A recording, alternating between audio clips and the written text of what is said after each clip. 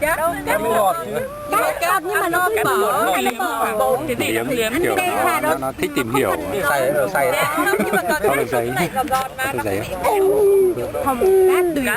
không cát hay bị Ở đây là đọc đấy. Đi không thích ăn đi ăn cứng mà nó hơn nát nát thì ngon không cần ngọt. Tí bổ ra không biết nào không biết chọn dưa hấu tí bổ ra không biết Chang Thế Long đang sâu hàng. Thế mà rồi à đâu bây giờ cháu đang say nhưng mà cháu đang yên túi đấy, cháu đang yên túi đấy. Thôi sẽ quay cảnh nào để giữ lấy cho cháu nhỉ. Đấy.